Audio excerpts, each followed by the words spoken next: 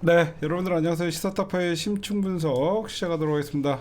예, 영수회담이 있었죠. 제가 그걸 빨리 했어야 되는데, 근데 딴 데서 안 짚어줬던 거, 제가 그런 것들을 좀 짚어드리도록 하겠습니다.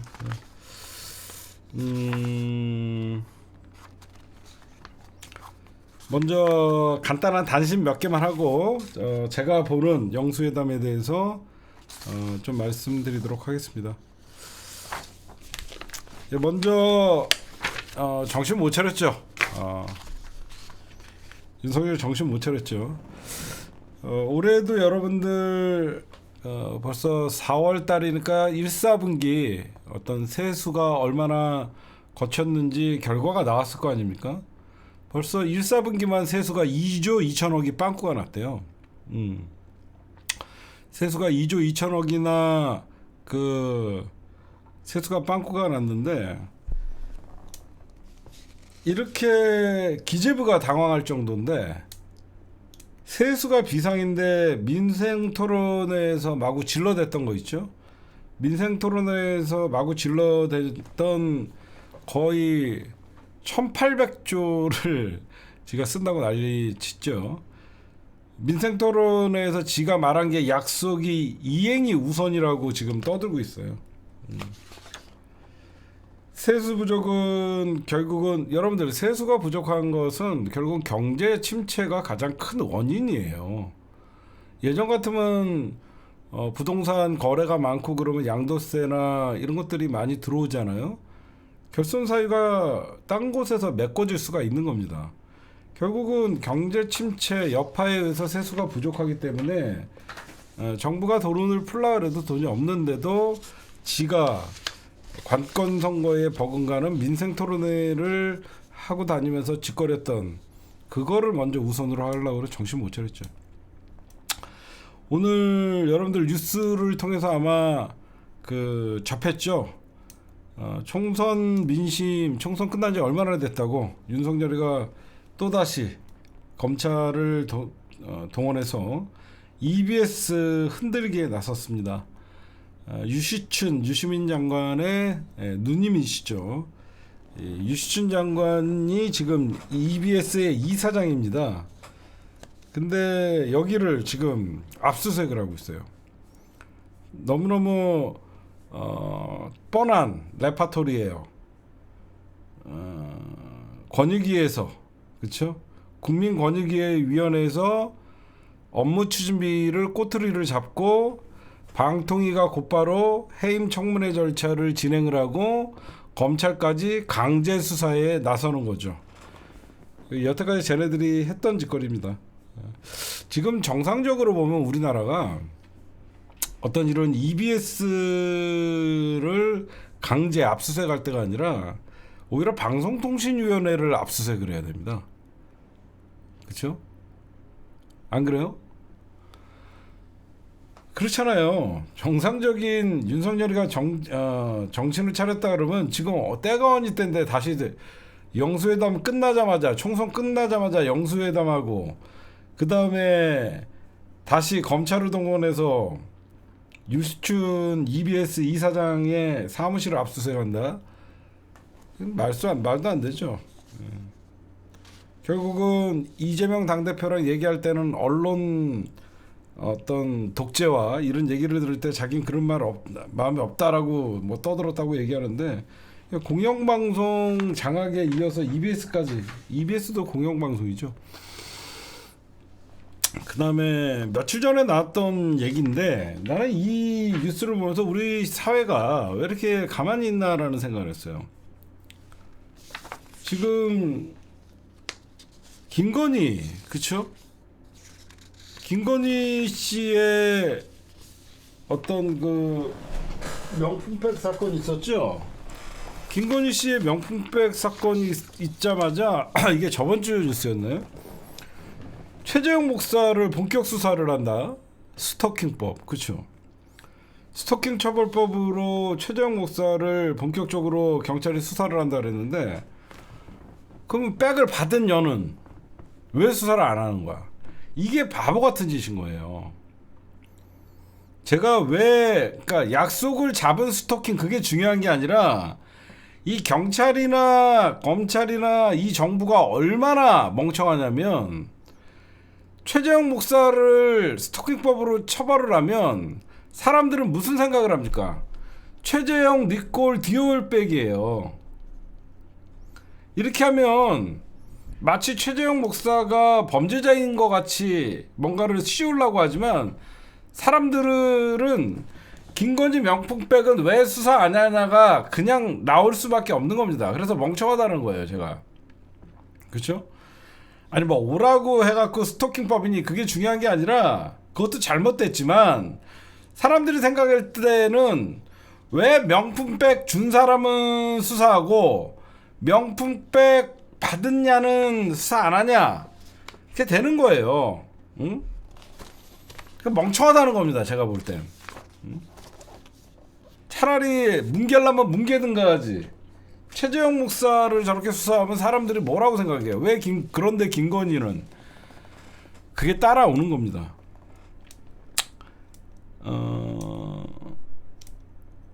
김건희 보도를 했던 모든 언론사가 지금 중징계를 받고 있죠. 왜 그럴까요?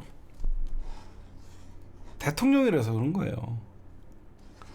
예전에는 지금 김건희 보도를 했던 징계를 받았던 언론사가 건수가 30건인데 그 중에서 17건이 MBC예요. 17건이 MBC입니다. 생각을 해보십시오. 박정희 시대 때 박정희한테 조금만 뭐라 그러면 다 죽는 거예요. 그럼 왜 검열을 합니까? 박정희가 대통령이라서 그래요.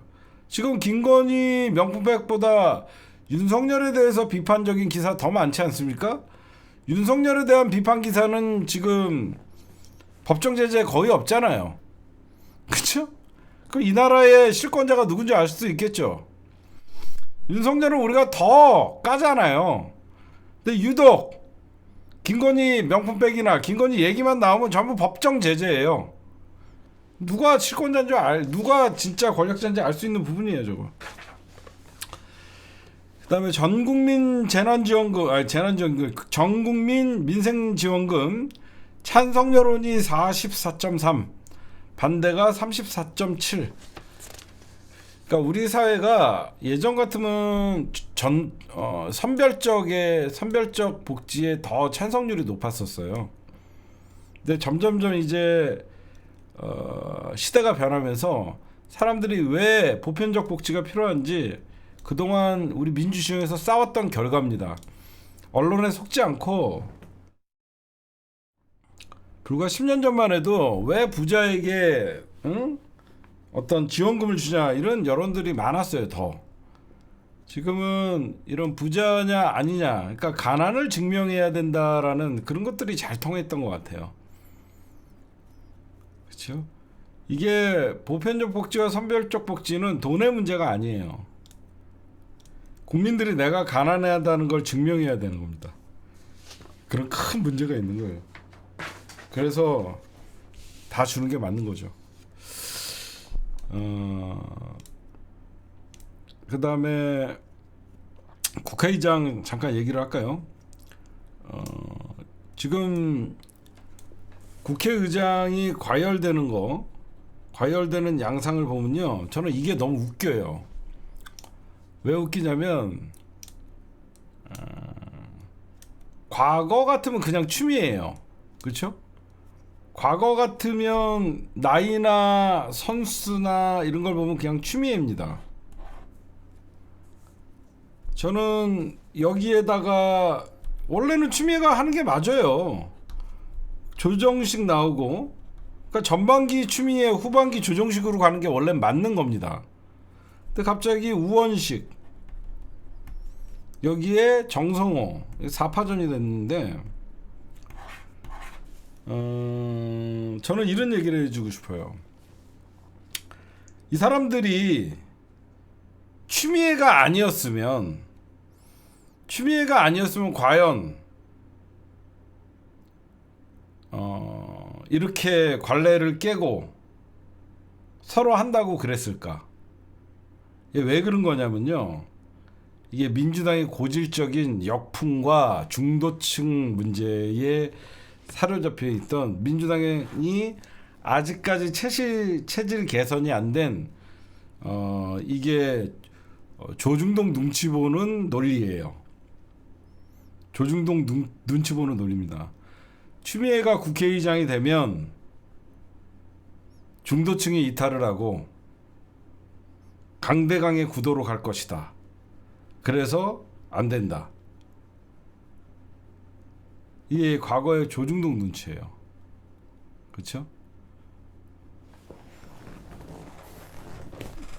저는 이런 말씀을 좀 드리고 싶어요. 추미애 장관은 호불호가 갈려요. 그건 맞아요.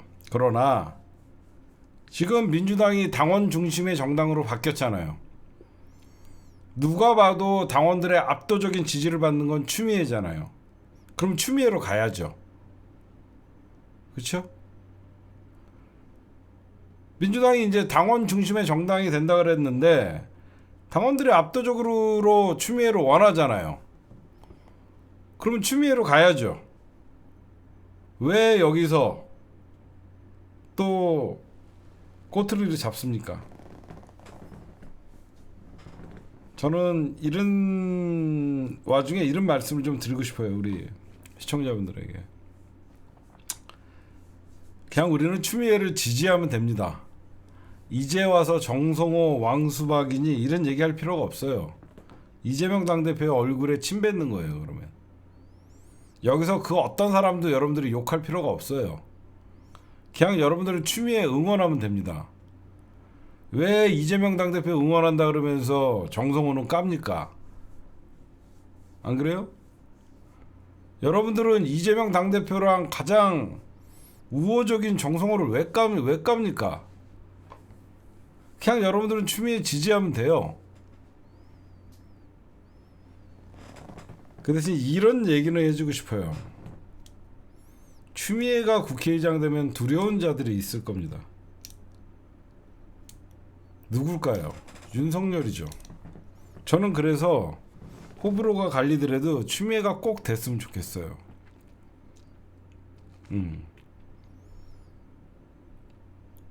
윤석열과 추미애가 라운드 2를 붙기 때문에 오히려 시끄러울 것이다. 추미애가 처음에 싸울 때 윤석열에게 잘못한 거 하나도 없잖아요. 추미애가 옳았잖아요. 이번에는 추미애가 더 옳았다고 해줘야죠. 추미애가 국회의장 되는 순간 윤석열은 가장 껄끄러운 상대인 거예요. 우리는 딴 건 못해도 윤석열에게 가장 강하게 싸울 수 있는 사람들은 전면에 나서야 됩니다. 그 구도가 너무 잘 짜여지고 있어요. 국회의장의 추미애, 누구보다도 윤석열과 원한 관계에 계신 분, 민주당 당대표 이재명, 누가 봐도 윤석열이가 죽이려고 정치적 사망을 시키려고 했던 이재명, 제3당의 조국, 멸문지화를 시키다가 사실상 부활한 조국, 포위됐어요. 포위. 그쵸? 포위됐습니다. 가장 이상적인 멤버예요. 응? 누가 제일 싫어해 이 멤버를. 그러니까 조국을 왜 죽이려고 하고 추미애를 왜 죽이려고 하고. 응? 아니 당원 중심의 정당이면 추미애로 가야죠.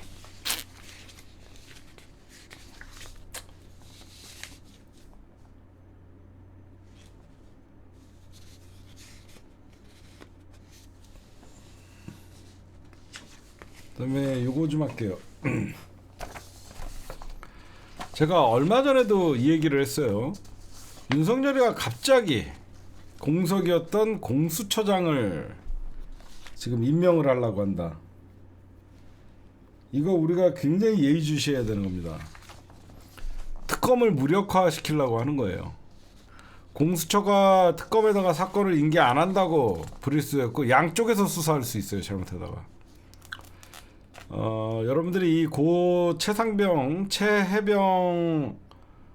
사건은 지금 두 갈래의 사건이 있는 거예요. 뭐가 있냐면 김계환 사령관이 이번에 그 출석을 해서 수사를 받고 있는 거는 박정훈 대령의 항명 사건에 김계환 사령관이 나가갖고 지금 증언을 하는 거고, 지금 공수처의 내부를 제가 취재를 해보니까 공수처는 방향을 잡았더라고요. 수사의 방향을.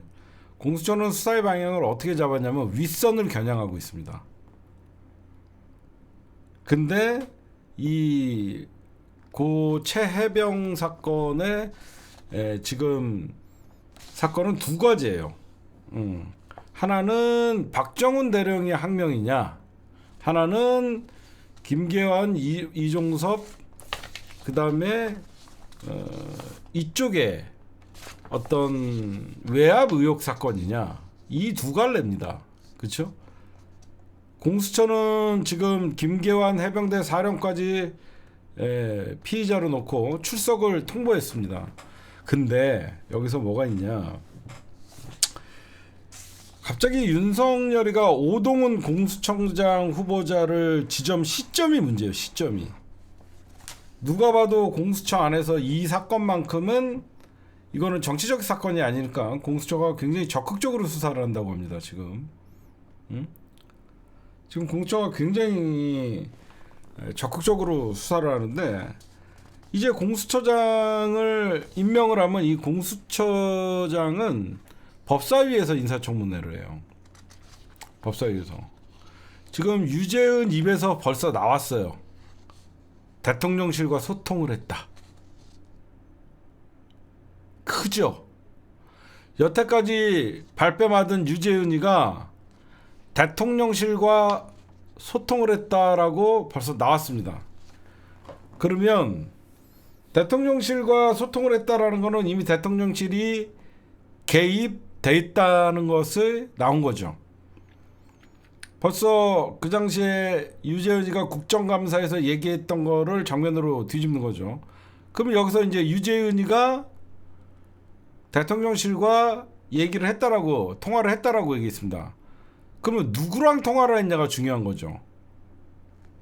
이미 이시원 공직기관 비서관과 통화를 했다라고 했고, 그 윗선을 잡으면 되는 거죠. 근데 제가 걱정되는 건 이거예요. 공수처장이 바뀌면 어떻게 됩니까? 생각해봐요. 지금 열심히 공수처가 수사를 잘해. 이 수사를 방해하기 위해서 제일 잘하는 게 뭐죠? 검사를 바꾸는 겁니다. 이걸 노리는 거예요, 지금. 제 말이 거짓말인가 보십시오. 수사 잘하고 있던 사람들을 수사 손떼기하고 딴 사람들로 바꾸는 거죠. 여태까지 많이 봤잖아요. 검찰 내부에서도 얼마 전에 김건희 주가 조작 수사했던 검사들 전부 좌천돼 갖고 지방으로 갔잖아요. 그쵸? 그래서 제가 보면 5월 중순쯤에 법사위에서 인사청문회가 진행될 예정이고, 그러면 이게 어떻게 되냐면 윤석열이가 공수처장을 지명하는 순간 일시적으로 이제 결재권이 임명자가 되는 순간 공수처도 함부로 못하게 되죠. 그렇죠? 지금은 공수처장이 없으니까 그 다음 2인자가 결재 라인이 생긴 거잖아요. 공수처장이 없으니까. 근데 공수처장이 임명이 되는 순간 그래도 결재 라인이 하나 더 생기는 거 아닙니까? 그러면 수사에 지연이 되고 시간이 끌 수밖에 없는 거예요. 그리고 윤석열은 이런 생각을 하겠죠. 최해병 특검 올라오면 거부권 행사하겠다.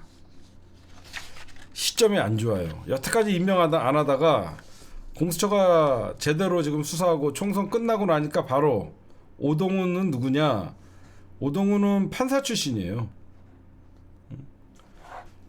판사 출신의 오동훈이를 지명을 하는 게 결국은 윗선 개입이 공수처가 지금 바라보고 있는데, 이 윗선 개입을 막으려는 시도라고 저는 생각합니다.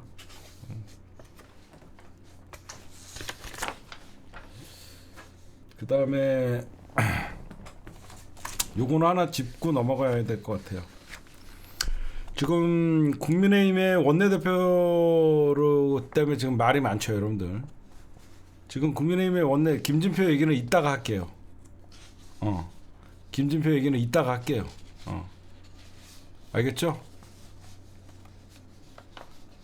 그다음에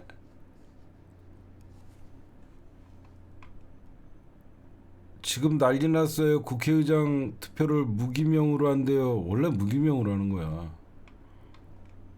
국회의장 투표 원래 무기명이야. 원래 무기명이야, 원래. 그 원내대표 선출을 국힘당에서 9일로 연기를 했거든요. 응? 근데 웃겨요, 이게. 뭐가 웃기냐면 아니 내 말은 국회의장 후보가 추미애다. 그러면 그 사람들이 민주당에서 추미애다라고 이렇게 올리면 민주당은 당론으로 추미애로 정했으면 그냥 추미애를 찍는 거예요. 원래 이렇게 쓰는 거예요.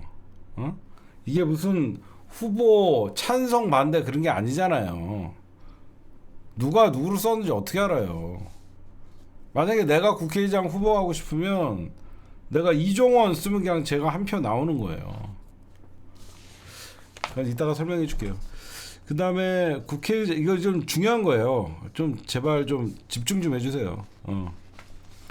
원내대표 선거가 왜 9일로 연결됐냐면 지금 자꾸 이철규가 추대의 움직임으로 가고 있잖아요. 근데 제가 이거를 얘기하려는 게 아니라 국민의힘의 원내대표 후보가 없어요. 국민의힘에 아무도 원내대표에 나오려고 하지 않아요. 왜 그럴 것 같아요, 여러분들? 국민의힘의 원내대표를 아무도 나오려고 하지 않습니다. 근데 여러분 생각해 보세요. 총선이 끝났어요. 이철규는 총선 패배에 책임이 있는 사람이죠. 그쵸? 누가 봐도 이철규는 총선 패배에 책임이 있는 사람이잖아요. 그래서 오늘 여러분들은 배국상이나 뭐 개태음이나 홍준표나 이런 애들이 무슨 낯짝으로 이철규가 또 한다고 하는 거냐 하는데, 여러분들 이거 보셔야 돼요. 그럼 당연히 총선 패배 이후에 비윤계나 이런 사람들이 너도나도 원내대표로 한다고 해야 되는 게 맞죠? 정상적인 걸 보면. 그쵸? 정상적으로 보면 분명히 이번에 친윤이 선거를 지휘했는데 깨졌어. 그럼 당연히 비윤들이 나가서 자기가 이번에 원내대표 하겠다라고 해야 되는 건데, 왜 안 한다고 하냐면요. 원내대표 선거가 1년이잖아요. 임기가. 원내대표 임기가 1년밖에 안 되는데 윤석열의 임기가 3년이 남았어요. 이것 때문에 그런 거예요. 이게 무슨 말이냐? 아직 윤석열은 살아있는 권력이죠. 국민의힘에서 볼 때는 윤석열은 살아있는 권력인데, 굳이 자기가 원내대표를 해서, 자기가 비윤계에서 괜히 원내대표를 해서 아직까지 3년이나 남은 윤석열과 반윤석열이라는 반윤 원내대표로 찍히고 싶지 않은 거죠. 그러니까 안 나가는 거예요. 이해가 가세요? 윤석열은 아직 3년 남았는데 원내대표 자기가 1년을 하면 분명히 쇄신과 국민의힘과 각을 세워야 되는 그런 입장인데, 괜히 이번에 원내대표 했다가는 누가 봐도 윤석열 정부와 각을 세워야 되는 입장인데, 그렇게 각을 세우다가는 자기가 굳이 뭐 검찰의 캐비넷이 열릴 수도 있고 아무도 안 나온대요. 굳이 자기가 총대를 매갖고 윤석열의 반윤 어떤 그런 이미지를 줄 필요가 없어서 안 나오는 거죠. 그렇게 되면 어떻게 되냐면, 아직도 여러분들 국힘당의 주류는 친윤이에요. 그쵸? 누가 봐도 지금 아직도 국힘당의 주류는 친윤입니다. 괜히 나왔다가 윤석열과 어떤 맞상대를 하게 되면 비주류가 되거든요. 한마디로 가만히 있으면 되는데 굳이 자기가 1년밖에 안 하는데, 그래서 멸치도 출마 포기를 한 거예요. 멸치도 그래서 출마를 포기했는데 단독 후보가 이철규밖에 없는 거예요. 근데 이철규는 워낙 출마는 내가 하지는 않지만 이철규 갖고 어떻게 당 수습을 하냐고 하면서 비토가 많으니까 일단은 원내대표 선거로 그 연기를 한 겁니다. 왜 그러냐면 생각해 보세요. 정상적으로 국힘당이 가려면 이철규가 출마를 포기해야 되죠. 근데 이철규가 출마를 한다라는 기정사실에 이철규와 맞서면 어떻게 돼요, 여러분들? 이철규는 누가 봐도 윤심이잖아. 이해가 가시죠? 이제 쉽게 얘기하면 이철규는 누가 봐도 윤심을 얻고 나온 거고, 자기가 원내대표 한다고 그러면서 만약에 멸치가 나오는 경우에는 자기는 이철규와 맞서는 반대편이니까 자기는 반윤이 되는 거잖아요.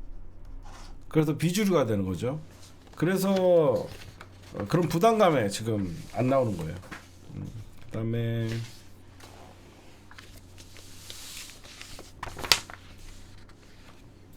요것도 좀 하고 넘어갈게요. 나는 이 뉴스, 오늘 이 뉴스를 보면서 너무 웃겼어요. 윤석열이가 취임 2주년 기자회견을 한다. 대대적인 예고를 했다. 이게 무슨 큰 기사입니까? 안 그래요? 난 이게, 야, 이번 주 내에 기자회견을 한다라고 하면서, 아니 원래 신년 기자회견하고 취임 기자회견하고 너무너무 당연한 건데, 취임 2주년 기자회견 언론 접촉 대폭 강화키로, 이게 뭐가, 응? 언론 접촉을 대폭 강화하기로 했대요. 지 얼굴에 침 뱉은 거 아닙니까? 응? 참.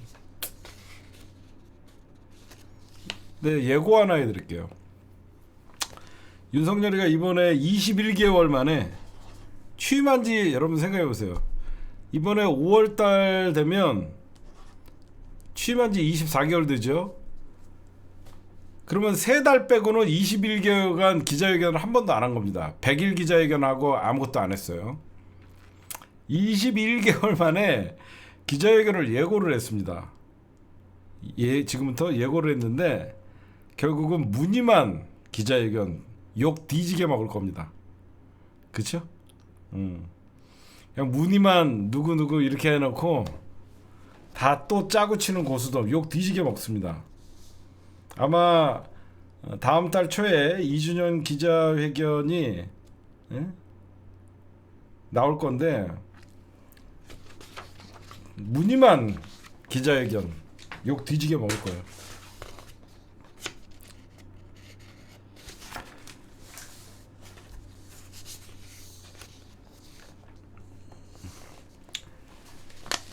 네, 오늘 요거 하고, 요게 좀 길 거예요. 요거 하고 이제 민주당 얘기 좀 넘어갑시다.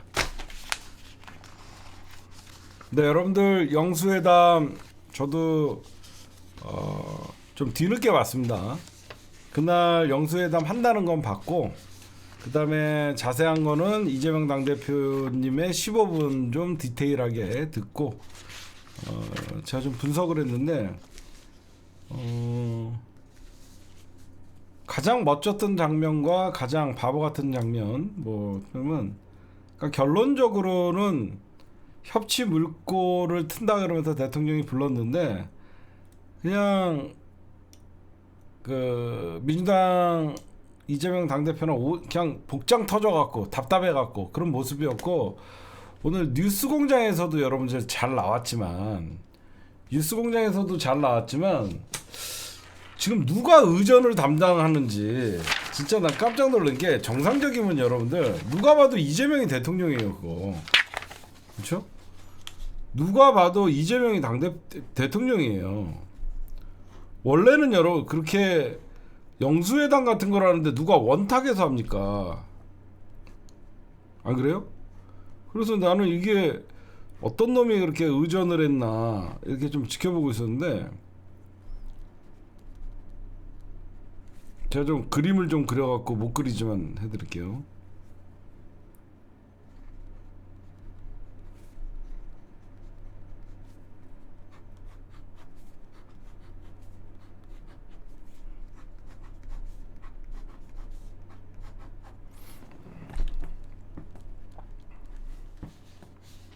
그런데 원래대로 하면 이게 맞는 거예요. 원탁이 아니라 윤석열이가 이쪽에 앉고, 윤석열이가 데리고 온 정부 측 인사 1, 2, 3, 이쪽은 민주당 1, 2, 3 이렇게 앉는 거예요. 정상회담 하듯이 이재명 당대표가 이쪽에 앉고, 윤석열이가 이쪽에 앉고, 이쪽에 1번, 2번, 3번 윤석열을 이쪽 쭉 앉고, 이쪽에 앉고, 이게 정상적인 거예요. 그쵸? 이게 그래야지.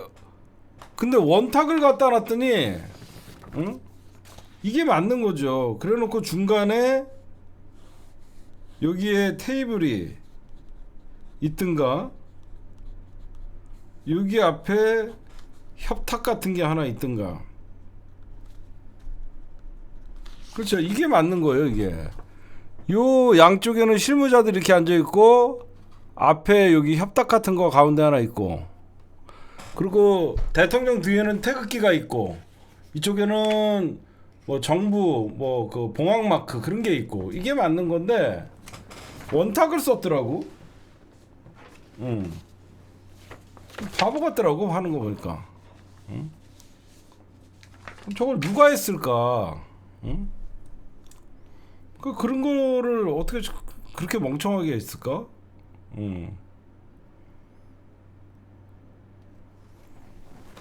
그치. 이재명 당대표 자리가 원래 김건희가 앉던 자리니까 널찌감치 비워둔 거지.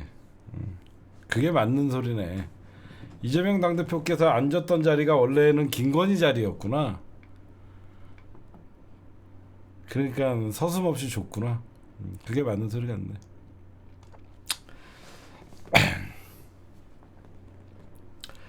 네, 본격적으로 여러분들에게 좀 말씀드릴게요. 오늘 여야 영수회담 이후에 국힘당에서는 국정 포기하라는 협박 수준이었다. 민주당은 우의덕교 소위 소기의 경일기였다. 마이웨이 윤 대통령, 마이웨이 김 대통령이죠. 근데 제가 제 나름대로 여러분들에게 해석을 좀 해드릴게요. 여러분들이 동의하시는지 좀 들어주시기 바랍니다. 그냥 저는 우리 다 예상했잖아요, 여러분들. 그렇죠? 우리 다 예상했잖아요.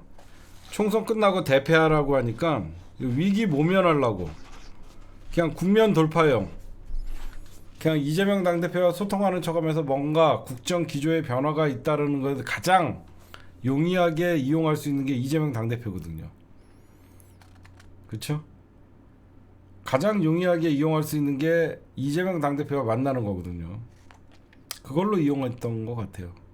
그 이상 그 이하도 없고 진정성 1도 없고 다 예상을 했죠. 그러다 보니까 처음에는 민주당에서 의제를 정했죠. 2개의 특검, 그리고 국정 기조의 변화, 뭐 여러 가지를 주문을 했는데, 의제 없이 하자라고 했던 것은, 의제를 정하면, 김원준 총수도 얘기를 했는데, 의제를 정하면 여러분들 알다시피 결과가 나와야 돼요.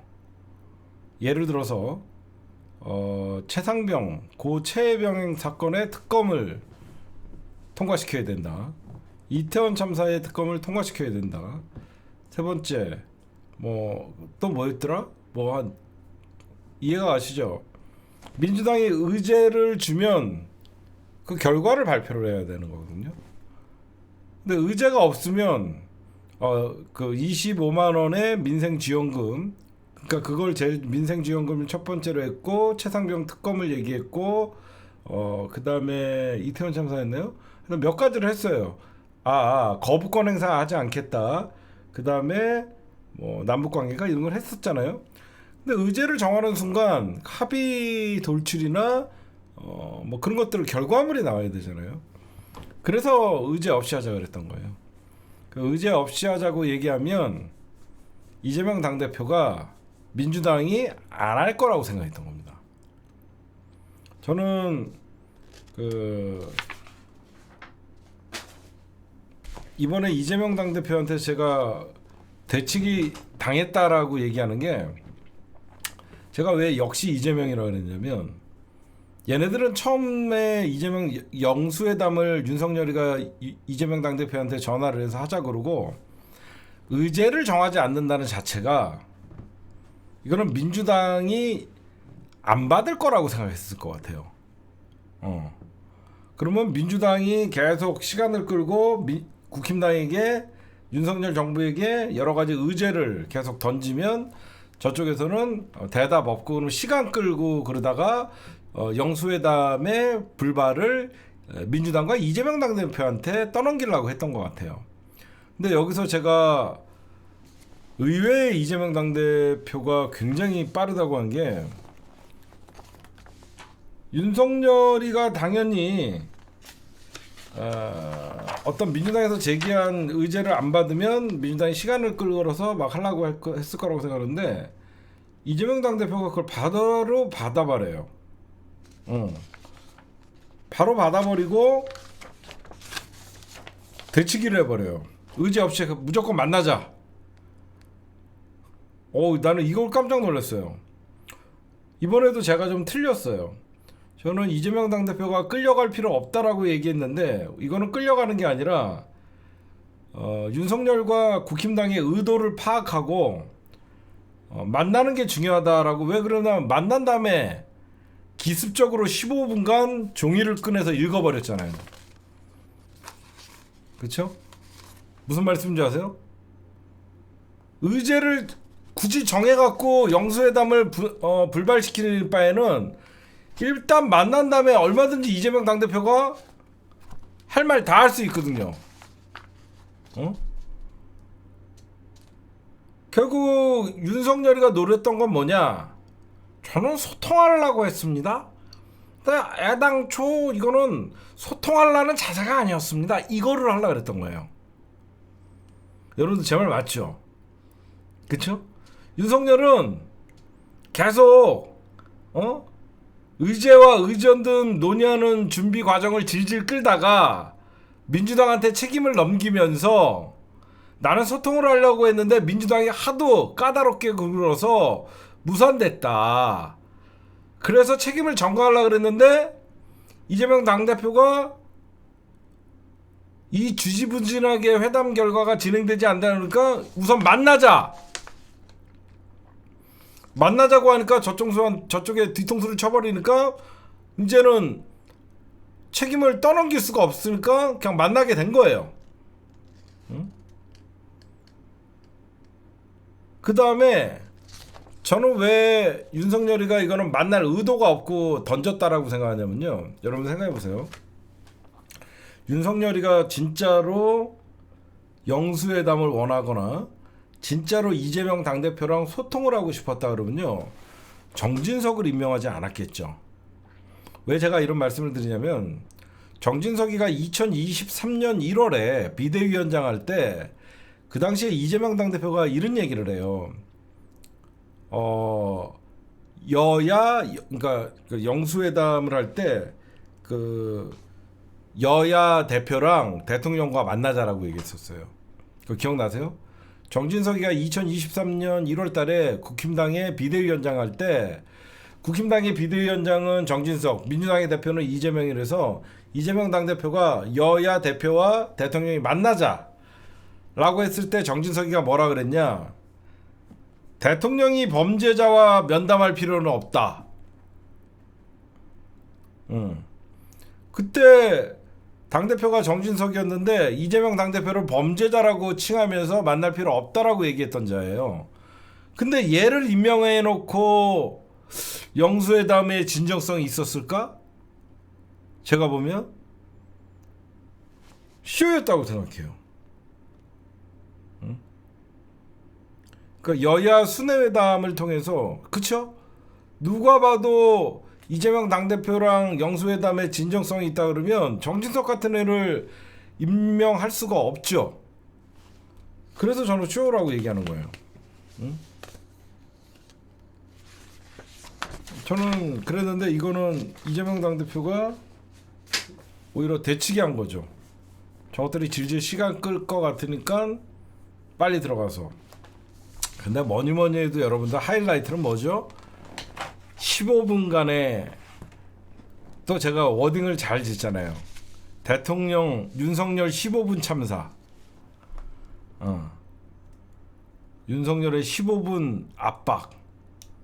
이재명 당대표, 윤석열은 그냥 이쯤 하면 됐죠? 다 나가세요 이러고 끝내려 그런 거야. 응? 처음에 화기애애하고 윤석열이가 말 많이 안 하잖아. 이렇게 이재명 당대표나 민주당 얘기 듣는 척하고 카메라 빠지면 지 혼자 85% 얘기했다잖아. 100분 중에서 지 혼자 85분 얘기했다잖아. 카메라만 없으면 지 혼자 떠들라고 하면서 들어주는 척하는. 그러니까 아무 생각 없이 들으니까 독재 얘기할 때도 이러고 있잖아. 진짜 김어준 총수가 잘 잡았잖아요. 지금 언론이 독재화돼가 그 스웨덴에서 보고서에 의하면 대한민국이 독재화로 가고 있다라고 하니까 쥐한테 얘기하는 건데 이러고 있잖아. 독재화로 가는 거구나. 도라이죠. 그렇죠? 네. 저는 이재명 당대표가 이거는 진짜 센스예요. 이런 순간이 올 거라는 걸 생각해서 양복 안에 딱 주머니에 넣고 있다가 다 나가니까 잠깐만이라고 했는데 여러분 생각해보세요. 이재명 당대표가 만약에 이상한 얘기를 하려고 그랬어도 모든 카메라가 있는데 그만해 이거 할 수가 없잖아. 그렇죠? 이따가 비공개 때 얘기합시다 라고 할 수도 없잖아. 이재명 당대표가 딱 그 시간을 딱 잡아갖고 15분 동안 12개의 국정 방향타를 얘기했죠. 12가지. 진짜 민생회복지원금 수용해달라. 그 다음에 추경시 민생회복지원금을 하려면 추경을 해야 되잖아요. 약 13조 정도. 그때 R&D 예산도 복원시키자라고 하고, 그 다음에 거부권 행사 유감 표명하고, 그 다음에 고 최혜병 특검 그리고 이태원 특검 수용해달라. 그 다음에 국민을 두려워하고 존중하면 진심으로 돕겠다라고 얘기하면서, 그 다음에 가족 문제도 해결해달라. 할 얘기 다 했어요. 그렇죠? 할 얘기 다 하니까 그냥 듣는 척 하다가 갑자기 카메라 퇴장하니까 12개의 의제 골라서 답했습니다. 그러면 비공개일 때 12개의 의제에 방금 제가 말씀드렸죠. 25만 원의 지원금 R&D 예산, 그 다음에 남북관계 기조 전환, 그 다음에 뭐 이런 것들을 얘기를 했는데, 그 다음에 최상병 특검, 그 다음에 이태원 참사 특검, 여러 가지 가족 문제 해결을 하고 있는데 골라서 답합니다. 골라서 답했어요. 어떻게 골라서 얘기했냐면, 이거는 선별적 복지를, 어려운 분들을 먼저 지원해야 된다. 그러니까 이재명 당대표가 얘기했던 민생지원금은요, 어려운 분들 먼저 해야 돼. 이거 왜 이렇게 얘기했을까요? 그냥 줘도 되는 거예요. 지가 봐도, 이건 누가 봐도 이거는 여야의 어떤 합의 정신이나 그 존중 차원에서 어려운 분들보다는 그냥 야당의 요구를 받아들여서 전 국민에게 지원을 하겠습니다 해도 되는데, 뭐냐면 싸움 붙이는 겁니다.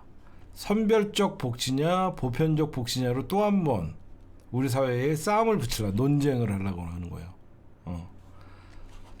그럼 또 우리나라에서 또 선별이 맞다, 왜 많은 사람 또 그거 문제를 일으키려고 또 한 번 이렇게 얘기한 거고.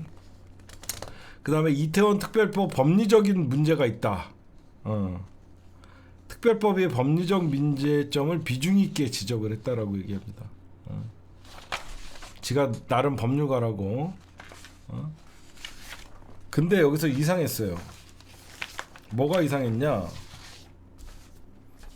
저는 솔직히 요번에 저게 나올 줄 알았거든요. 총리, 그렇죠? 총리 제안이나 이런 것들이 좀 나올 줄 알았는데 총리 제안이 안 나오고 민정수석실을 부활시키겠다. 이 얘기를 했어요. 원래는 총리에 대해서 협조를 당부를 할 것이다. 그래서 우리가 박영선 문제가 나왔었다는 거잖아요. 그렇죠? 제가 그래서 박영선이는 김건희가 추천했을 가능성이 많다. 그래서 박영선을 총리로 하면서 사실 야당 갈라치기를 할 것이다 그랬는데 이번에 박영선 얘기를 하지 않습니다. 근데 갑자기 박영선 얘기를 안 하고 민정수석실을 다시 부활시키겠다. 그게 법률수석실이잖아요.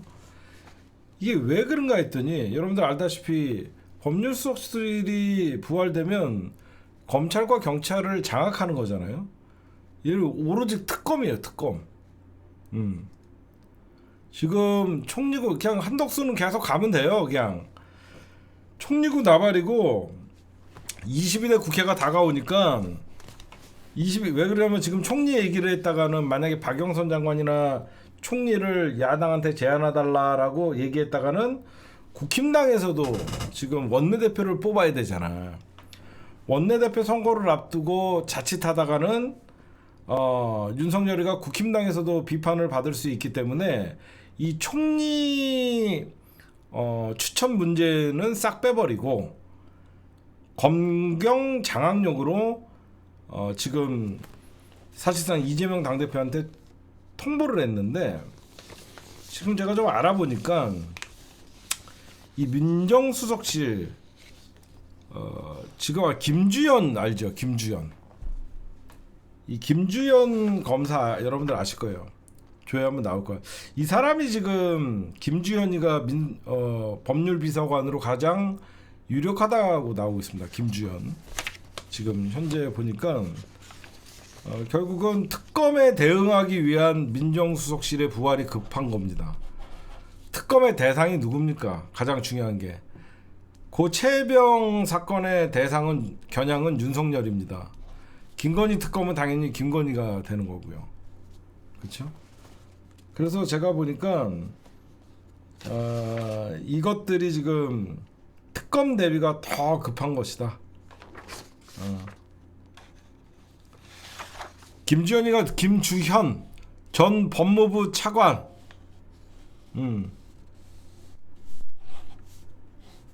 법무부 차관. 이복현 얘기도 나오는데 이복현 금감원장이랑 김주현 전 법무부 차관 얘기가 나오는데 김주현이가 더 유력하다는 소리가 있어요. 그러면 이번에 법률비서관이라는 거는 어떻게 사실상 이게 여태까지 대통령 비서실 비서실장 밑에 있던 건데 공직기강 비서관실과 법률비서관실을 관장한 법률수석 비서를 하는 거죠. 그러니까 검찰과 경찰을 장악을 하기 위한 겁니다. 지금 특검 대비용이에요. 이게 더 급한 겁니다. 그러니까 여러분들 보시면 딱 이제 알겠죠. 윤석열이가 이번에 급하게 만난 거는 김건희 특검이 가장 신경 쓰이는 거예요. 그것 때문에 지금 이거 한 거라고 저는 생각해요.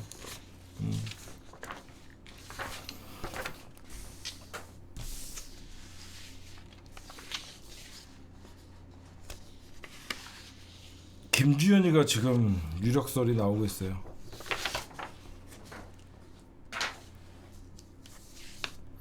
저는 여러분들 여기서 한 발짝만 더 나갈게요. 법무부 차관이죠.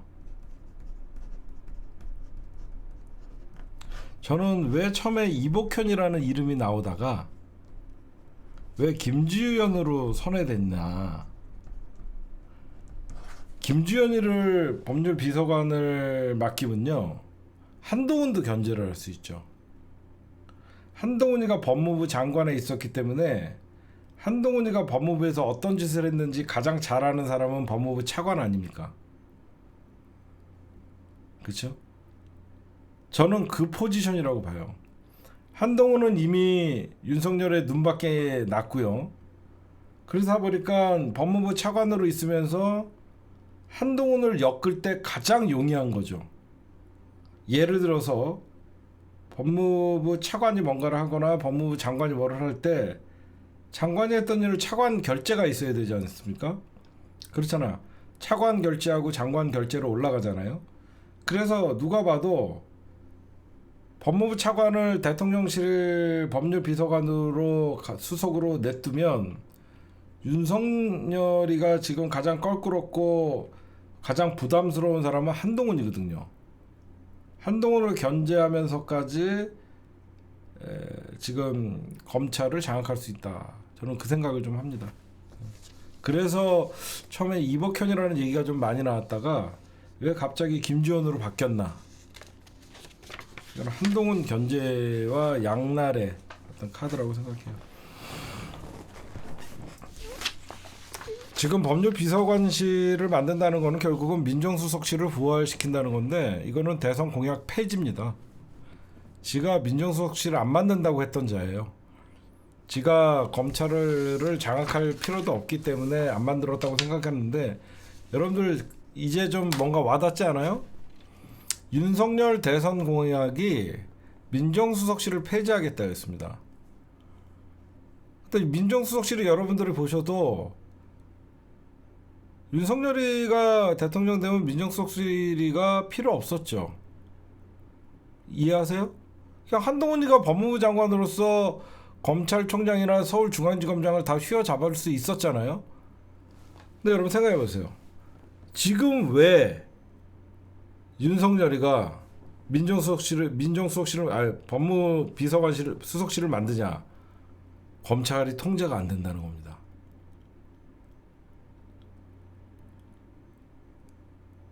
그렇죠. 이해하십니까? 그 전까지는 민정수석실을 안 만들어도 검찰을 통제하기 용이했었는데 검찰의 통제가 이제 불안한 거예요. 그렇잖아. 그 전까지는 처음부터 불안했으면 민정수석실을 만들어 갖고 했겠죠. 근데 지금 보면 얼마 전에 송경호 중앙지검장이 김건희 소환하려고 그랬고. 그렇잖아. 사람이 필요 없는 걸 왜 만들어요? 필요성이 생겼으니까, 갑자기 검찰을 통제할 필요성이 생겼으니까 법무 비서관 수석실을 만든 거 아닙니까? 그러면 2년 전에 검찰과 지금의 검찰은 달라졌다. 달라진 거는 지금 누가 봐도 한동훈이가 법무부 장관을 하면서 사실 검찰에 인사를 했잖아요. 한동훈 라인이 살아있는 거잖아요. 그렇죠? 누가 봐도 법무부 장관을 하면서 한동훈이가 검찰 인사 다 단행했잖아요. 물론 윤석열과 뭐 상의를 해도 윤석열 스타일의 한동훈에게 검찰 인사는 다 맡겼을 거 아닙니까? 그래서 지금 한동훈이는 이미 윤석열과 사실 돌아오지 못할 강을 건넜고, 한동훈 라인을 견제하기 위해서라도 아까 말씀드렸더니 한동훈의 측근이 필요해서 김주현이를 불러들인 거예요. 이제는 검찰이 통제가 안 되니까 필요한 거죠. 과거 같으면 야, 내가 검찰총장 출신인데 야 동훈아, 네가 그냥 알아서 법무부 장관에서 검찰 인사하고, 한동훈이가 왜 중앙지검장이나 검찰총장을 안 했을 것 같습니까? 검찰의 인사권이 법무부에 있으니까. 그렇죠? 누가 봐도 검찰의 인사권이 법무부에 있었기 때문에 한동훈이가 굳이 검찰총장이나 검찰중앙지검장으로 안 가도 인사로 조져버릴 수 있기 때문에 한동훈이를 법무부 장관에 놓은 거거든요. 말 잘 듣는 중앙지검장, 말 잘 듣는 검찰총장, 검찰이 그럽니까? 통제가 안 된다는 거예요. 그래서 이걸 놓는 겁니다. 어쨌든 여러분들 이번 영수회담에 아무 성과 없죠. 그리고 오히려 이태원 참사나 최상병상 이 특검에 대해서는 굉장히 부정적인 인상을 줬죠. 민주당이 이번에 잘 했습니다. 오히려 정상회담까지 했기 때문에 민주당이 이제 특검법을 밀어붙이면요, 국민 여론이 좋아질 수밖에 없어요. 그쵸?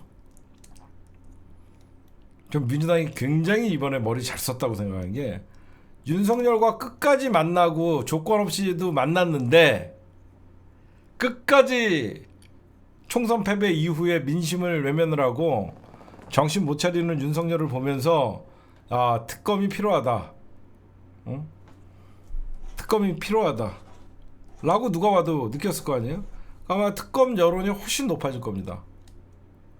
민주당은 특검을 안 할 이유도 없고 미룰 이유도 없습니다.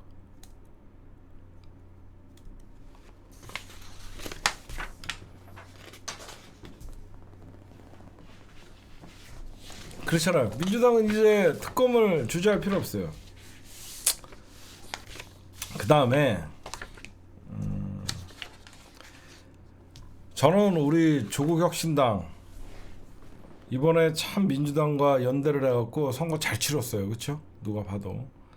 일부 조국과 이재명이 싸우기를 원하는 자들은 조국혁신당을 공격하지만, 저는 조국과 이재명 당대표의 협공으로 이번에 범민주진영이 승리하는데 대단히 잘된 선거였다라고 생각합니다. 근데 저는 조국혁신당한테 얘기해주고 싶은 게 있어요. 조국혁신당의 1호 법안이 뭐죠? 조국혁신당의 1호 법안이 뭐예요? 한동훈 특검이죠. 한동훈 특검. 지금 조국혁신당이 자기네들이 한 얘기라고 해서 한동훈 특검을 지금 밀어붙이면 안 돼요. 자기네들이 1호 법안이라고 해서 22대 국회가 개원하자마자 한동훈 특검을 밀어붙이면 안 됩니다. 왜 그러냐? 한동훈 특검을 밀어붙이면 김건희 특검이 가려지는 거예요. 우리에게는 한동훈, 김건희를 다 잡기 위해서는 김건희 특검이 우선인 거예요. 그래서 제가 우리 조국 장관님한테 진짜 말씀드리고 싶은 게, 지금은 고 최상병 특검으로 윤석열을 잡고 김건희 특검으로 국정농단을 밝혀야 되는 거예요. 그 다음에가 한동훈 특검입니다. 저는 그게 맞다고 생각해요. 이게 잘못하다가는 22대가 열리자마자 한동훈 특검법을 주요 법안으로 추진해서 만약에 22대의 첫 개헌하다음에 한동훈이가 이슈가 되면 윤석열이 바라는 겁니다.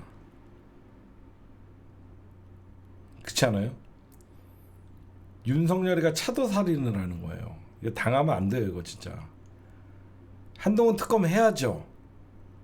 민주당 손으로 한동훈을 제거해주면 안 돼요. 오히려 한동훈이를 살려놔야지 윤석열에게는 끝까지 부담이 있는 겁니다.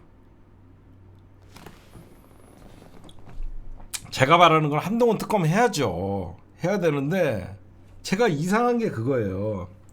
경찰이 갑자기 한동훈 사건을 수사해서 재심해야 한다라고 들여다보겠다라고 얘기하고 군부를 떼줘요. 마치 뭐가 있는 것 같이. 이상하지 않아요? 이 정부에서 검찰과 경찰을 통제하는 정부인데 갑자기 무혐의 났던 한동훈 사건을 경찰 수사심의위원회에서 다시 들여다본다 그래요. 누구의 짓입니까? 윤석열이가 아끼는 한동훈이가 만약에 윤석열과 끈떨어지지 않았으면 어디서 경찰 나부랭이들이 한동훈 사건을 다시 뒤집니까? 말도 안 되잖아요. 안 그래요? 한동훈 사건을 무슨 깡닭으로 윤석열의 황태자 사건을 다시 들여다본다는 얘기가 말도 안 되거든. 이거는 민주당이 이건 잘못하다가 이 조국 장관님이 윤석열의 이게 잘못하면 윤석열의 그 찝찝한 거를 민주당 손으로 걷어내줄 수가 있는 거예요. 그래서 제가 말씀드리고 싶은 거는 민주당이 만약에 조국혁신당에서 한동훈 특검법을 당론으로 내밀면 뭐 민주당의 손에 달렸죠. 근데 민주당은 우선은 무조건 저거예요. 고 최상병 특검으로 윗선 개입을 해서 윤석열 탄핵 사유를 만들어야 되고, 그 다음에 김건희 특검으로 국정농단을 밝혀내서 사실상 무용지물로 만들고, 그 다음에 한동훈이에요. 한동훈이 먼저 나갔다가는 지금 왜 솔직하게 얘기할게요. 왜 경찰이 한동훈 사건을 수사팀에서 자칫 들여다본다고 했냐? 한동훈 사건으로 김건희 사건을 덮으려고 하는 겁니다. 그럼 누가 땡큐예요? 김건희가 땡큐죠. 최혜병 사건이랑 김건희 사건은 동시에 이뤄져요. 누가 봐도 한동훈 특검법이 통과돼갖고 여기저기서 덮어버리면 김건희가 수혜자예요. 그래서 순서가 저는 최상병 사건, 이태원 참사 사건, 그 다음에 김건희 특검. 김건희 특검에는 여러 김건희 종합 특검, 그 다음에 한동훈으로 가야 된다고 저는 생각해요. 어차피 시간이 가면 갈수록 국힘당 안에서 한동훈을 견제하기 때문에 민주당이 특검을 밀어붙였을 때 한동훈 특검은 통과될 가능성이 많다는 거예요. 이해하세요? 왜 제가 한동훈 특검은 좀 나중에 하자라고 하냐면, 윤석열이 힘이 빠지면 빠질수록 국힘당의 홍준표나 정치 세력들이 검찰 세력들을 몰아내게 돼 있어요. 응? 검찰 세력들을 몰아내게 될 때 한동훈을 잡자는 거예요. 왜 그러면 윤석열의 2인자 노릇을 하면서 지금 국힘당의 한동훈이가 가장 인기가 있기 때문에 지금 다른 한동훈만 없으면 자기가 국힘당의 대선 후보가 될 거라고 생각하는 세력들이 있을 거 아닙니까? 그러면 당연히 지금은 한동훈이가 아직 힘이 살아있어요. 아직은. 근데 윤석열이 힘이 빠지면 한동훈도 같이 빠지는 겁니다. 그럼 그때 한동훈을 치면 부담감이 없는 거예요. 저는 그렇게 생각해요.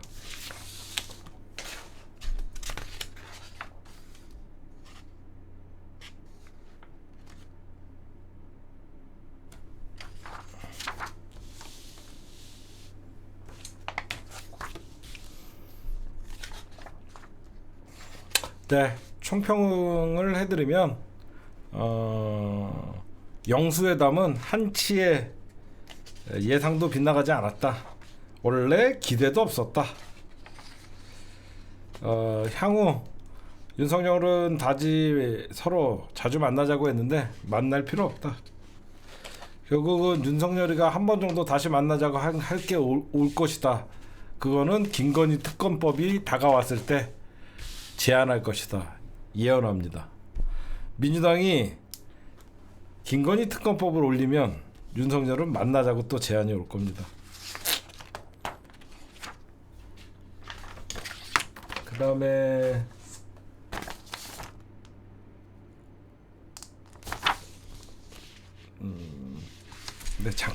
네, 오늘 1부는 여기까지 하고 잠깐 바로 이어서 가도록 할게요. 네, 여러분들 민주당 얘기 좀 이제 해보도록 할게요. 지금 민주당 입장에서는 5월 2일 날 최상병 특검과 이태원 참사 특검을 특별법을 특검을 어떻게 하든지 상정하겠다라고 해야 되는데, 이 국회를 여는 거냐 안 여는 거는 국회의장에게 달려 있어요. 그렇죠? 근데 왜 김진표가 여러분들이 아까 방송할 때부터 여러분들이 분통을 터뜨리냐면, 김진표가 5월 4일부터 해외 순방을 간대요. 그러니까 민주당 입장에서는 5월 임시국회 소집 요구를 해서 최상병 특검, 이태원 참사 특별법, 특검법, 그 다음에 최상병 특검법, 이태원 참사 특별법, 그 다음에 전세 사기 특별법, 이 세 개를 마무리를 하려고 하는데 무려 5월 4일부터 해서 14일간 해외 순방 18일까지 간다는 거예요. 그럼 사실상 22일대를 안 하겠다는 겁니다. 나 하나 묻고 싶어요. 응? 왜 국회에 문을 열어달라고 국회의장에게 사정을 해야 됩니까? 안 그래요? 어떻게 하다가 이 김진표는 제가 10년 동안 욕하는 사람 중에 한 명입니다. 제 방송을 오랫동안 들어주셨던 분들은 저는 10년 동안 누누이 김진표는 날아가야 된다, 없어져야 된다, 라고 얘기했던 사람이에요. 홍익표 의원은 당연히 안 가죠. 여야 원내대표와 함께 일정이 잡혀 있다라고 하는데 당연히 홍익표 의원님은 본인이 국회를 열자고 했는데 당연히 안 가죠. 지금 그래서 민주당의 여러분들, 김진표는 이제는 민주당 사람이 아니잖아요. 원래 당적도 탈당을 했고, 민주당이 지금 어떤 방안을 세우고 있냐면 국회를 열지 않고 만약에 출국을 하려고 하면 출국 저지를 시킨대요. 출국을 저지하는 방법까지도 불사하겠다 라고 하면서 민주당이 의지를 다지고 있습니다. 아니, 어쩌다가 이런 거는 지 해외 순방이 중요합니까? 국민을 위해서 급한 국회 개원이 중요합니까? 그래서 욕먹는 거예요 지금. 응? 그래서 여러분들 중요한 겁니다. 그래서 예전부터 제가 김진표가 당대표 도전할 때도 김진표 집안을 보니, 그래서 김진표 와이프 쪽이 전부 친일파들이에요. 그거 갖고 제가 똥파리들이랑 엄청나게 싸웠었죠 옛날에. 민주당이 영수회담이 끝나자마자 이제 본격적인 특검 이제 명분도 생겼고, 그래서 지금 방금 전에 제가 말씀드렸듯이 최상병 특검, 전세사기 특별법, 이태원 참사 특별법을 밀어붙일 거다라고 여러분들에게 얘기가 나오고 있습니다. 그러면 이제 곧 한 달 있으면 여러분들 22대 국회가 시작되잖아요. 지금 22대에서는 민주당이 가장 빨리 지금 진행하려고 하는 게 뭐냐면 개원 즉시 방송법을 통과시켜야 됩니다. 지금 윤석열이가 오늘 EBS 압수수색 하는 것도 보면 이 방송 장악에 이게 끝까지 포기를 안 하고 있어서 윤석열이 거부했던 방송 3법을 당론으로 정해서, 그러니까 민주당의 1호 법안은 방송법이에요. 민주당의 1호 법안은 방송법. 그 다음에 조국혁신당은 현재 한동훈 특검인데, 한동훈 특검은 좀 나중에 김건희 특검이나 이쪽 이후로 좀 미뤄야 되는 입장인 것 같고, 이게 여러분들 방송 3법을 당론으로 제2법 예고를 하면 뭐가 좋냐면, 과거같이 법사위원장을 뺏기거나 과방위원장을 장제원이한테 뺏겨갖고 민주당이 이게 바로바로 올라가지 못하는 게 아니라, 당연히 민주당이 과방위도 먹고 그렇잖아요. 당연히 민주당이 과방위 먹으면 돼요. 과방위, 법사위, 운영위 다 먹고, 국회의장 만약에 법사위에서 통과 안 시키면 우리가 뺏길 일도 없지만 그냥 국회의장 추미애가 직권상정하면 되는 거예요. 그래서 지금 왜 여러분들 제가 이런 말씀을 드리냐면, 이재명 당대표님이 윤석열 앞에서 뭐라고 그랬어요? 스웨덴에서는 지금 스웨덴 연구 자료를 보면 대한민국이 민주국가에서 독재국가로 회귀하고 있다. 그게 언론을 입틀막하는 거를 얘기했잖아요. 이해가 가시죠? 그렇죠? 이해 가시죠? 입틀막하는 것이다. 그러니까 이재명 당대표가 대통령 앞에서도 지금 언론 탄압, 이거 언론 장악 중지하라고 분명히 경고를 날렸음에도 불구하고 윤석열이가 오늘 하는 EBS 유시춘 이사장의 집무실까지 사무실까지 압수수색을 하는 거 보면 이거는 민주당은 바로 22대는 방송 3법을 통과시키려는 바로 민주당의 당론이다라고 보시면 될 것 같고, 저는 방송 3법 저번에도 잠깐 제가 얘기했거든요. 이거 좀 허술해요.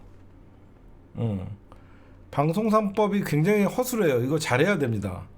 왜 그러냐면 이 방송 3법의 골자가 뭐냐면 이 공영방송 구조 지배구조법이에요. 그래서 여태까지 대통령이 임명하고 여야 추천위원으로 만들었던 박문진 이사장의 구성 뭐 이런 건데, 이거를 언론인들이나 학회나 언론 단체나 이런 거에서 추천을 받는 건데, 이런 유사 단체 만들어 갖고 지금 올리면 어떻게 합니까? 그래서 이거는 민주당이 좀 꼼꼼하게, 이건 꼼꼼하게 어떤 법안을 좀 수정을 해갖고, 왜냐면 이거 얼마든지 그 시청자위원회나 이런 것들은 지네가 편법적으로 지네 입맛에 맞는 사람들을 위원으로 정할 수 있는 그런 것들이 있기 때문에 이건 민주당이 조금만 더 꼼꼼하게 좀 했으면 좋겠어요. 제가 보면 이거 괜히 이거 통과시키고 잘못하다가 지금 그래갖고 여러분들에게 제가 예전에도 얘기했던 게, 언론 징벌적 손해배상 이거 중요한 거 아니라고 얘기했잖아요. 그렇죠? 이 징벌적 손해배상은 잘못하면 우리가 칼 맞을 수 있다. 이 작은 언론들에게 뭐 1억 2억 때려버리면 그냥 방송통신심의위원회에서 지금 정권이 뺏겨 있는 상태인데, 징벌적 손해배상은 우리가 정권을 잡았을 때나 우리가 빨리 하고 싶었던 거지, 우리가 정권을 뺏긴 상태에서 전부 장악당하고 있는 상태에서 징벌적 손해배상 잘못했다가는 뉴스타파나 이런 데 한 방에 날아갈 수 있기 때문에, 지금 징벌적 손해배상이 양문석 당선자가 징벌적 손해배상부터 한다고 하는데 그거 중요한 거 아니다. 공영방송 지배구조법부터 바꾼 다음에 정상화 시킨 다음에 해야 된다. 제가 그런 말씀을 좀 드렸었는데, 하여튼 민주당의 1호 법안과 지금 조국혁신당의 1호 법안이 있는데, 얼마 전에 고량주 마시면서 이재명 당대표랑 조국 장관이 잘 얘기를 했기 때문에 자주 만나서 조국혁신당이 제3당이지만 어떤 법안을 발의를 해도 민주당의 어떤 협조가 없으면 통과가 될 수 없잖아요. 그렇잖아요. 지금 이재명 당대표랑 우리 조국 장관님이 여기저기서 갈라치기 하는 애들 당연히 알고 있잖아요. 그래서 이재명 당대표가 만나갖고 우리 사이 좋다라고 인증까지 해줬잖아요. 그러니까 아무리 조국혁신당에서 좋은 법안을 내더라도 단독 과반 이상을 갖고 있는 171석의 민주당의 협조가 없으면 안 되기 때문에 조국혁신당과는 계속 손잡고 갈 수밖에 없을 거예요.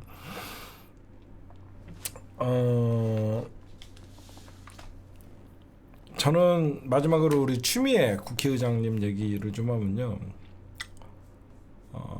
왜 추미애 국회의장 순서가 오니까 갑자기 아까도 잠깐 얘기했지만 경쟁이 붙었냐. 이게 민주당이 잘못하면 고질병이 도지는 것이다. 그래서 우려스러워요. 그냥 추미애 장관이 나이나 선수나 하면 그냥 되는 건데, 이게 뭐냐, 민주당의 고질병이 뭐냐, 추미애 하면 추진 갈등의 당사자다. 더 나아가서 윤석열 정부를 만드는데 1등 공신이다. 이거 누구의 입에서 나온 얘기예요? 조중동의 입에서 나온 얘기입니다. 그렇죠? 조중동에서 나온 얘기를 민주당이 마치 추윤 갈등의 당사자다. 윤석열과 추미애는 그 당시에 추미애 법무부 장관과 윤석열의 갈등이라고 얘기하는 자체가 우스운 거였어요. 정부 조직법에서도 법무부 장관의 지휘를 받게 돼 있습니다. 검찰청이 아무리 외청이라고 해도 그들은 검찰청이 행정부 조직이 아니라 자기네들은 별개의 딴 나라에 사는 놈들이라서 이걸 추윤 갈등이라고 표현한 겁니다. 여러분들 한번 제가 말씀드릴까요? 국방부 장관이랑 그냥 사단장이랑 싸운 거예요. 응? 인사권을 쥐고 있는 국방부 장관이나 이런 사람인가 아니 분명히 직급상으로도 직제 검찰 행정 정부 조직법에서도 직제상으로도 법무부 밑에 있잖아요. 이거를 추윤 갈등으로 표현한 자체가 잘못된 거예요. 응? 그리고 정권 교체에 추미애가 있다. 이거 다 잘못된 거죠. 이거는 대한민국 조중동과 국민의힘이 떠들었던 거를 민주당 안에서 떠들었던 과거 수박 새끼들 때문에 그런 거예요.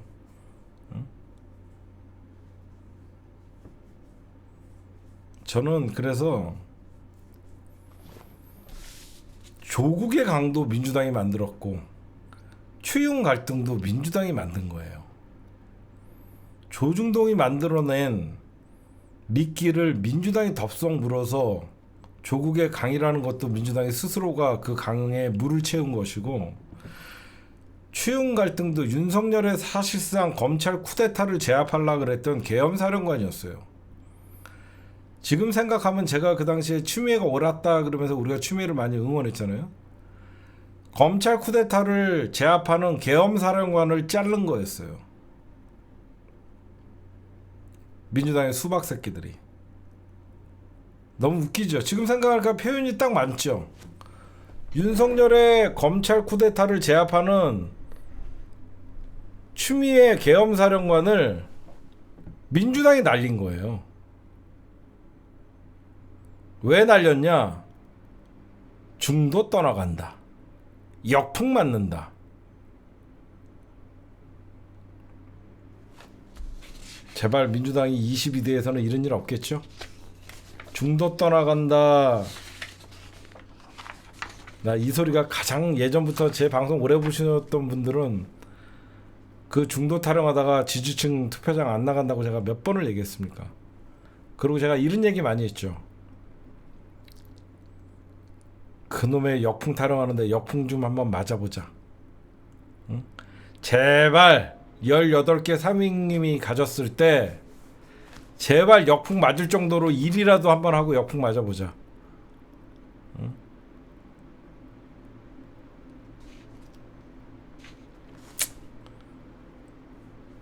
진짜 21대 국회는 실망스러웠었죠.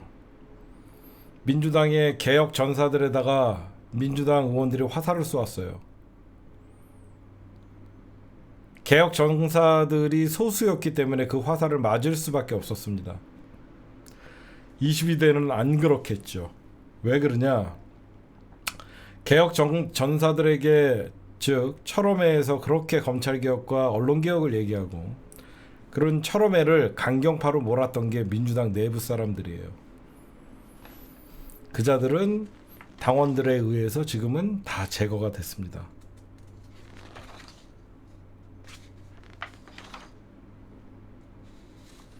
저는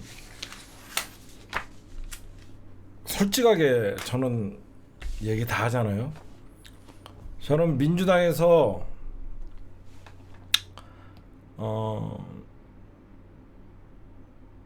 참 이재명 당대표가 민주당을 많이 살렸어요. 지금 뭐냐, 김어준 총수나 정청래 의원 저랑 친한 분들이죠.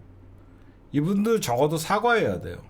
뭘로 사과해야 되냐면 웃고 넘길 문제가 아닙니다. 저는 가장 제가 김어준과 정청래에 내가 생각했던 좀 실망을 했던 게 뭐냐면 연동형이냐 병립형이냐라고 할 때 나는 적어도 민주당에서 병립형을 찬성했던 사람들은 민주당 당원들에게 사과해야 돼요. 진짜로. 여러분들은 그냥 아무렇지도 않게 이재명 당대표가 연동형으로 선택해갖고 잘 정리해서 끝나서 망정이지, 병립형 주장했던 사람들 다 사과해야 됩니다. 제가 왜 그 당시에 저만 연동형 가야 된다라면서 그렇게 목 놓아서 피 터는 심정으로 얘기한 게, 어떻게 국힘당을 심판한다 그러면서 국힘당과 손을 잡고 선거를 치릅니까? 그게 말이나 되는 거예요? 나는 이재명 당대표가 연동형을 찬성을 했기 때문에 지금 민주당이 대승이 있었고 윤석열 심판론이 그려진 거예요. 응? 그렇잖아요. 어떻게 윤석열 정부를 심판한다 그러면서 국힘당과 손을 잡고 병립형으로 갈 수 있냐고요. 나는 그때 연동형을 주장했던 사람들은, 병립형을 주장했던 사람들은 진짜 사과해야 된다고 생각해요. 그때 민주당 지도부가 그런 동조를 했다는 것도 굉장히 실망을 했었고, 만약에 병립형을 받아들였잖아요. 병립형을 받아들였으면 민주당은 모든 야권에게서 공격을 받을 수밖에 없었고 정의당이 죽지 않았어요.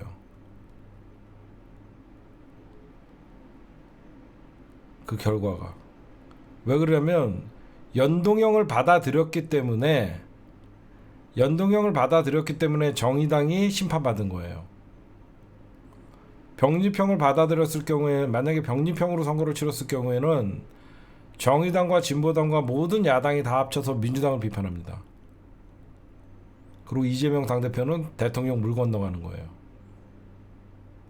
그리고 선거가 끝나면 민주당 심판론이 끓는 겁니다. 저는 당연히 나와 함께 늘 같은 곳을 보는 사람들인 줄 알았는데, 그때 병립형을 주장했던 사람들, 그것도 내가 믿던 김어준과 정청래가 그러는 거 보면서 깜짝 놀랐어요. 그럼 왜 저렇게 정치를 늘 똑바로 보는 분들이 병립형을 선택했을까라는 생각을 해봤죠. 저는 너무 민주당에 깊이 관여돼 있다 보니까 시선이 넓어질 수가 없는 거예요. 저야 한 발짝 뒤에, 저도 지난 총선에서는 저는 민주당에 굉장히 깊숙이 관여돼 있었죠. 그렇죠? 지난 총선에서는 저는 딴 거를 생각할 수 있는 상황이 아니었어요. 시민들과 함께 만들어냈던 더불어 시민당의 성공이 1목표였기 때문에 저도 그 당시에는 딴 게 보이지 않았었어요. 근데 제가 이번 총선에서는 왜 시야가 넓어졌었냐면 한 발짝 뒤에서 보니까 다 보이는 거죠. 이해가 가십니까? 개국본을 중심으로 더불어 시민당을 만들었기 때문에 이왕 선거에 나온 거 더불어 시민당의 승리를 위해서 모든 걸 다 바쳐야 되는 거예요. 그래서 제가 이탄이 욕하지 말라 그랬잖아요. 이탄이 같이 자기 지역구 포기하고 불출마 선언을 하면서 민주당을 위해서 헌신한 사람을 욕을 할 수가 없죠. 오히려 민주당을 살린 건 이탄이죠. 그렇죠? 제가 그때 이탄이 절대 욕하지 말라 그랬잖아요. 어떤 사람이 전부 자기 지역구 사수하려고 선거 때만 되면 여야 할 것 없이 눈이 시퍼렇게 눈이 불 들어오는데, 자기가 불출마를 선언하면서 제발 연동형으로 가야 된다고, 그런 정말 선당 후사의 정치인이 어디 있습니까? 어?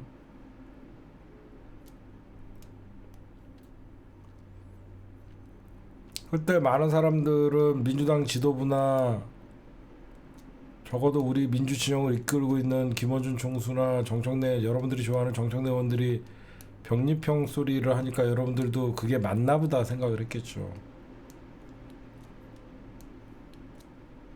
이탄희 의원은 죽은 게 아니죠.